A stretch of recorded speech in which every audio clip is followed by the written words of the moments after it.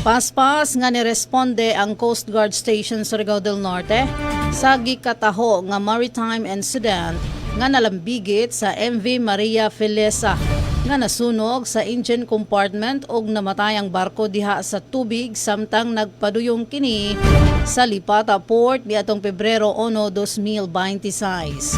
Mga 1:40 sa hapon niadtong Pebrero 1, 2026.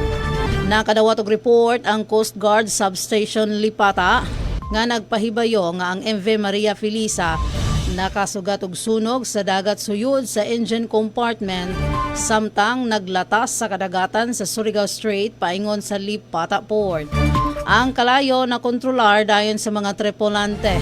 Apan ang barko sa ulahi namatay sa tubig sa Gibanabana nga 0.85 nautical mile gikan sa Bilaa Point, Barangay Punta Bilar, Surigao City. Diha-diha dayon milihok ang Coast Guard Substation Lipata, Deployable Response Group og misakay sa MV Maria Vanessa nga gituyo aron sa pagluwas sa nadisgrasya nga MV Maria Felisa.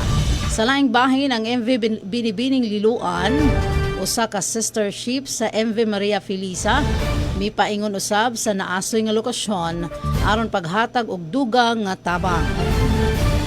Dungan niini ang Philippine Coast Guard floating assets sama sa Fast Patrol Boat 151 o High Speed Response Boat 026 ang gikatap usab sa lugar aron sa pagpahigayon sa search and rescue operations o paghatag sa gikinahanglang maritime assistance. Ang tanang miresponde nga mga barko niabot sa dapit diin ang MV Maria Vanessa nagpahigayon og shipside towing paingon sa Lipata Port samtang ang PCG vessels nag-escort sa towing operations na nagsiguro sa kaluwasan sa seguridad sa duha ka mga barko. Sa mga 3:58 sa hapon sa samang pitsa, luwas nga nakaabot sa Lipata Port ang tanang mga barko.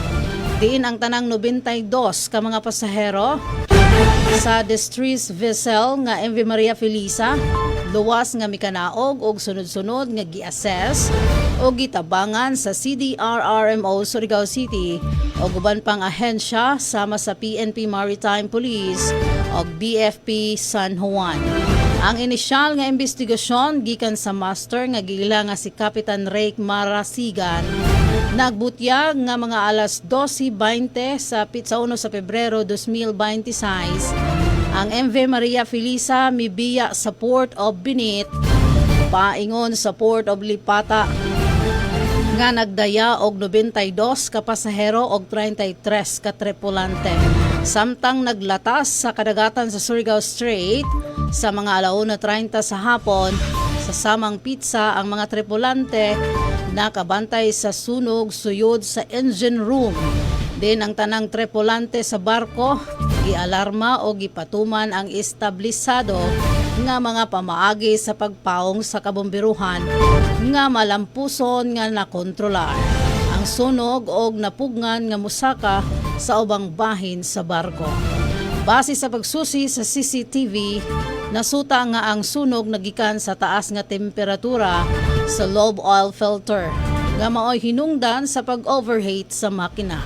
Nagigalayo na isab ang Coast Guard Station sa Surigao del Norte sa Maritime Industry Authority kon Marina Regional Office 13 aron formal nga mahibaw-an ang ahensya sa insidente alang sa tukmang disposisyon.